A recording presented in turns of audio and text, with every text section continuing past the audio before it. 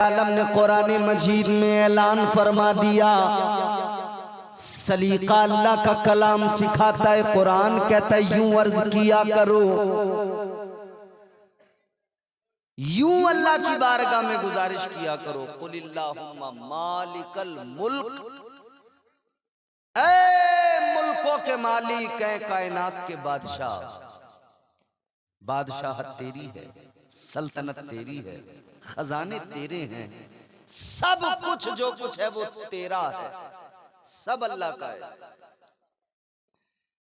अल्लाह ताला का कुरान बंदों को सिखा रहा है, अल्लाह की बारगाह में यूं गुजारिशें किया करो, ऐ मौला बादशाहत तेरी, हुकूमत तेरी, सल्तनत तेरी, मिल्कियत तेरी, तू जिसे चाहे सुल्तान बना दे, तू जिसे चाहे नवाज दे, तू जिसे चाहे बादशाहत अता कर दे। इज्जत भी तेरे इख्तियार में, जिल्लत भी तेरे इख्तियार में, तू जिसे चाहे इज्जत अता कर दे, जिसे चाहे तू जलील कर दे। मौला ये तेरा करम है, तेरी शान है, तू जिसे चाहे जलील कर दे। मगर याद रखना मेरे अजीजों, अल्लाह ताला ने मुसलमानों को इज्जत अता की, किस लिए?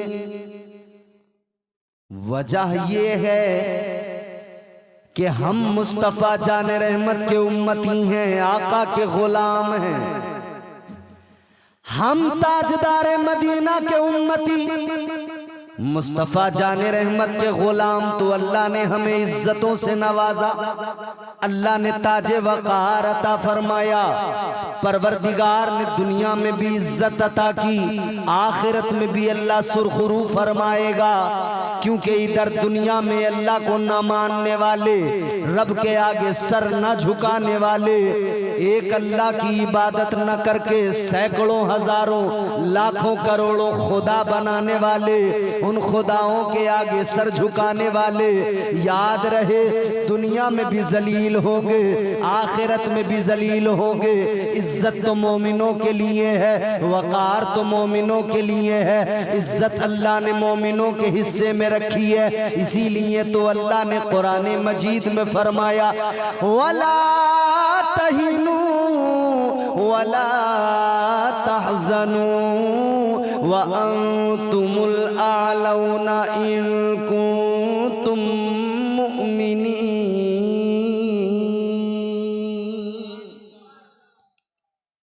अल्लाह का कुरान कहता है ईमान वालों घबराओ नहीं, गम न खाओ,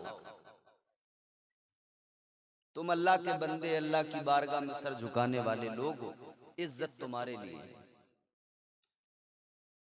हम और आप मुसलमान हैं, कहिए अल्हम्दुलिल्लाह, जोर से कहिए अल्हम्दुलिल्लाह। मुसलमान होना कोई मामूली बात नहीं है,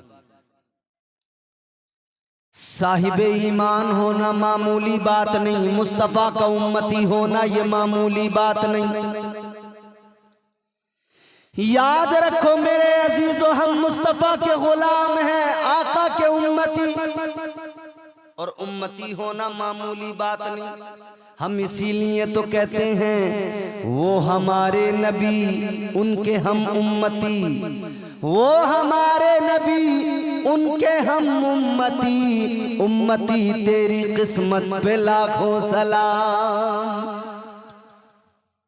उम्मती होना मामूली बात नहीं, क्योंकि हम वो हैं, हमारी शान अल्लाह ने कुरान में बयान फरमाई, हमारी इज्जतों का अल्लाह ने कुरान में जिक्र किया। हम वो हैं कि जिन्हें कुरान ने कहा कुंतुम खैरा उम्मतिन उखरिजत लिन्नास। अल्लाह ताला ने कुरान मजीद में फरमा दिया, ऐ मेरे महबूब का कलमा पढ़ने वालों, तुम बेहतरीन उम्मत हो।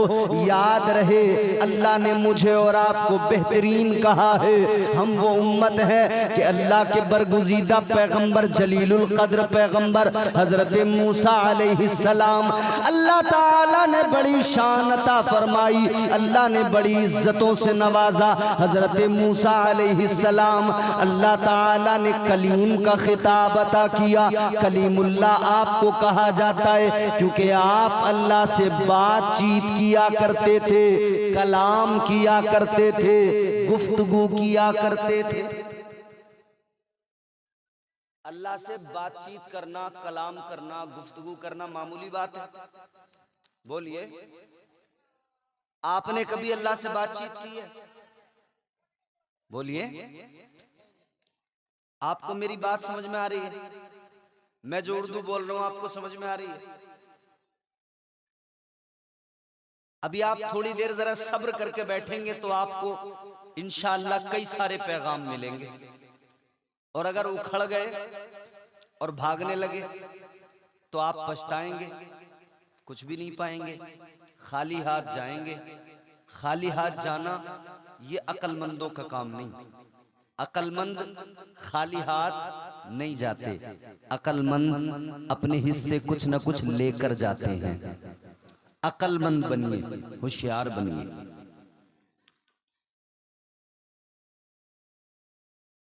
आपकी बेवकूफियां ही आपको कमजोर कर रही हैं।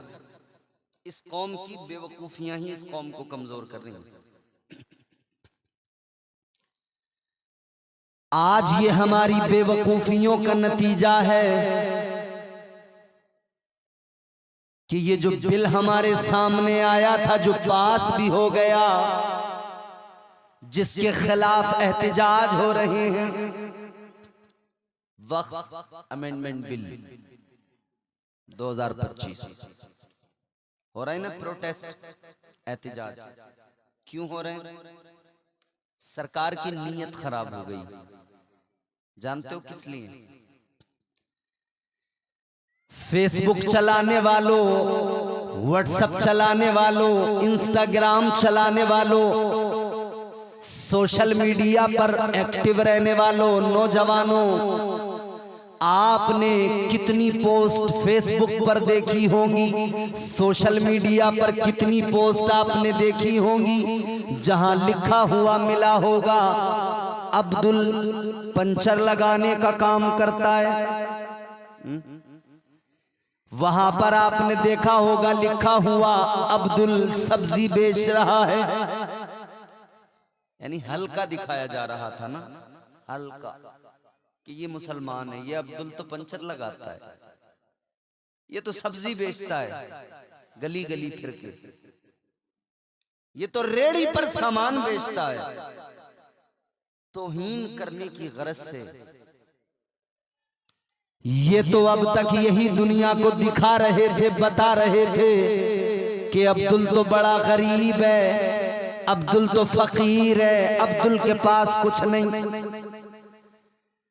मगर मेरे अजीजों, अब्दुल को गरीब समझने वाले, गरीब बताने वाले, गरीब दिखाने वाले, जब इन्होंने अब्दुल की जमीन देखी, जब अब्दुल की प्रॉपर्टी देखी तो घबरा गए, नीयत खराब हो गई, वक्त बिल लेके आ गए, रातों रात पास कर लिया, क्योंकि इन्हें पता लग गया अब्दुल को गरीब समझना बेवकूफी है। अब्दुल तो अपनी मालो दौलत को अपने रब के नाम पे लुटा चुका है।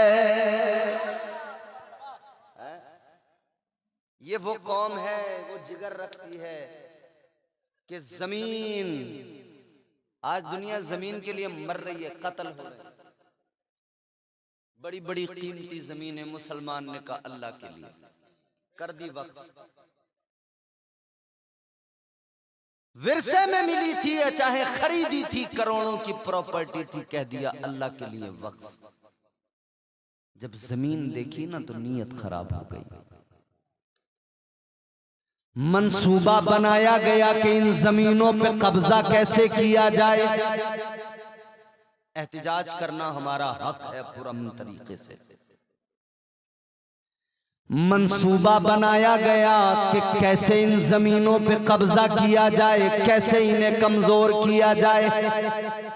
क्योंकि ये जानते हैं मुसलमान सूखी रोटी खा के गुजारा करेगा, दाल भात खा के गुजारा करेगा, मगर दीन में समझौता इसे गवारा नहीं है, कुरान में समझौता इसे गवारा नहीं है। ये अपनी मालो दौलत इस्लाम के लिए लुटा देता है। ये कमज़ोर है, गरीब है, अगर 500 कमाता है तो ये 200 इस्लाम के लिए वक्फ कर देता है। कभी जज्बा बेदार ज़्यादा हो गया तो ये 400 भी इस्लाम के लिए वक्फ कर देता है। ये 100 में अपना गुजारा कर लेता है, 100 में अपने बच्चों को पाल लेता है, उसी में अपने बच्चों को अपने बच्चों की परवरिश कर लेता है। तो लोग घबरा गए, कहने लगे मंसूबा बनाओ, इसकी प्रॉपर्टी पे कब्जा करो। कर भी लिया, क्योंकि जबरन तो सब कुछ हो सकता है। लेकिन याद रहे मेरे अजीजों, अब मैं आपको अपने उन्वान की तरफ ला रहा हूं। याद रखना, वक्त बड़ा बलवान होता है। आज तुम ताकतवर हो, कल कोई और ताकतवर था, आने वाले कल में कोई और ताकतवर होगा। जितना करना है, जो कुछ करना है कर लो, मगर ये याद रखना वक्त बदलते देर नहीं लगती है। सुबह मगरूर को वो शाम भी कर देता है, शोहरतें छीन के गुमनाम भी कर देता है। वक्त से आँख मिलाने की हिमाकत न करो, वक्त इंसान को नीलाम भी कर देता है।